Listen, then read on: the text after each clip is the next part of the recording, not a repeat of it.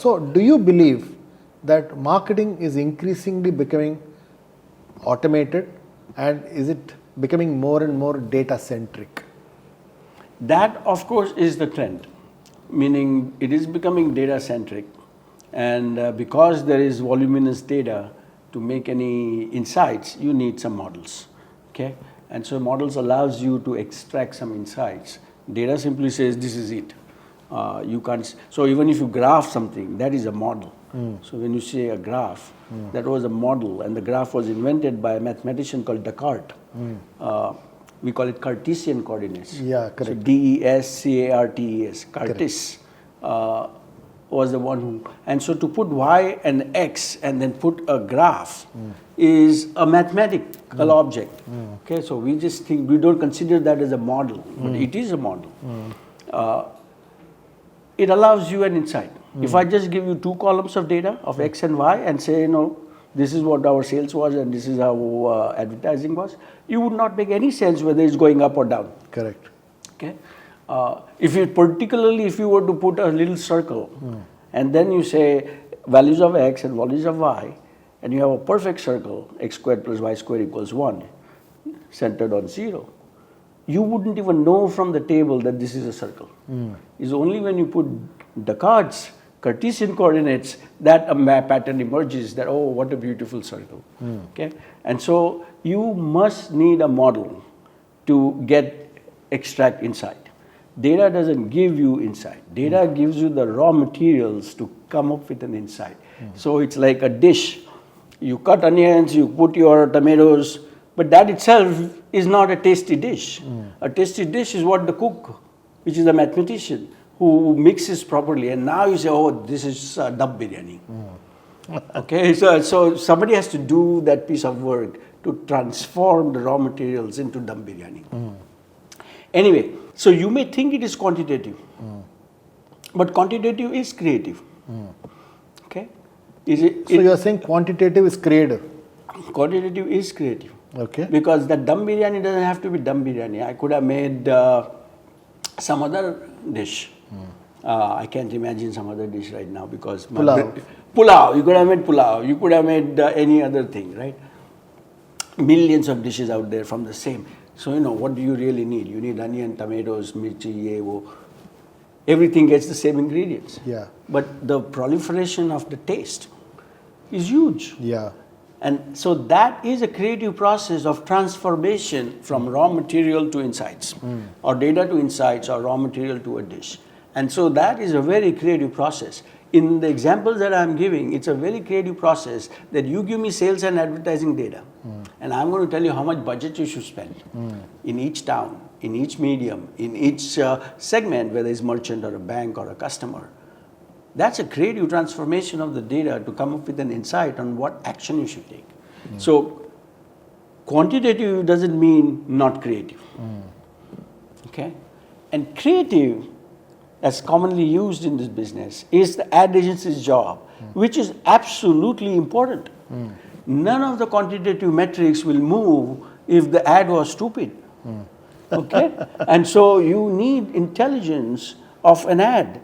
And then somebody has to think that what is the positioning that we are going? What is the demographics we are doing? What is the proper media to relate that thing? What is the big idea in the campaign that has legs? Campaigns remain for 20, 30 years. So one idea, Horlicks zyada shakti deta hai. Now that has to go, the big nourisher or great nourisher, to last for 20, 30 years is a brilliant creative mind of somebody in J. Walter Thompson. And so that is what is required. You need that great creativity. You can use AI and say, oh, I analyze all 100,000 firms. Actually, I'm working with a company called Metrics Lab. They have the data, machine extracted 500 different attributes. There's a dog or not, whether there's cat or not, there is a human face or not, man, woman, age, all of those. And they could mix it and come up with a creative. It's not there yet. I mean, you can do a creative, but it's not the same creative that David Ogilvy would have made or approved. And so there is some human intelligence required to transform that information that the brand gives the brief to the ad agency saying that this is what I want, this is the creative strategy, this is the brand strategy, and from brand strategy the agency is going to translate the creative strategy, and then the creative director and the artist and the other guys, the guy who writes the words, copywriter, they are going to come, they're going to jam, walk in the park, come up with something brilliant, and magic happens. They will in themselves think about 20 different ideas before saying that let's make a storyboard. And then the storyboard becomes the footage, and then footage becomes the 30 seconds commercial. Yeah. It's a long process by which some human thought called a brand strategy that the brand management team gives it to the agency and then pops up. That is another process of data getting transformed to a creative output, like the one I mentioned about real numbers and numbers giving you budget. Correct. This itself is a well-defined art. That is absolutely required. And now you have to bring these two together. So you want to use the great creative copywriters and strategists and the positioning brief and the creative strategy, come up with a proper campaign. Somebody pumps in the money. Now you get your sales, and then now you take this sales to say what action, and that is going to feedback saying that look, we moved the needle. Agency is not responsible for your sales because there are so many other things you are doing. Exactly. Right? Sales is a clunky thing. You may not have stocks available in the store. It's not agency's fault that the ad's not working and sales are not going up. Correct. And so somebody has to ensure the stocks are there. Sales force is required.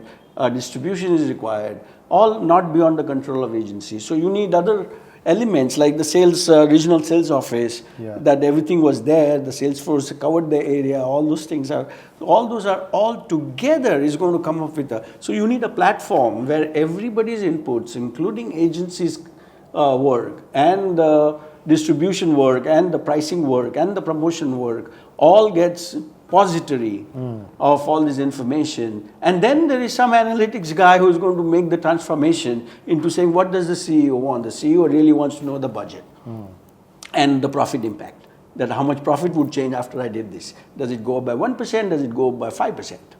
And so that information goes to the CFO and the CEO. The brand manager needs to know, did the awareness go up? Correct. And so everybody will get pieces of information as they need from a system model. Okay. And building that model itself is a creative act.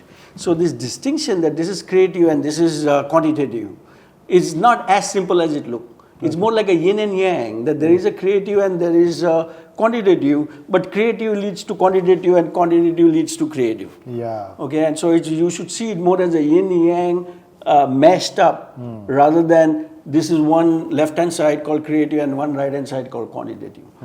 Both has both. Yeah, and that's really how the future marketing departments will be made of. Yeah, should be made of. Should be made of. It's a journey. Yeah, it's a journey and that's the way it will move. Yes.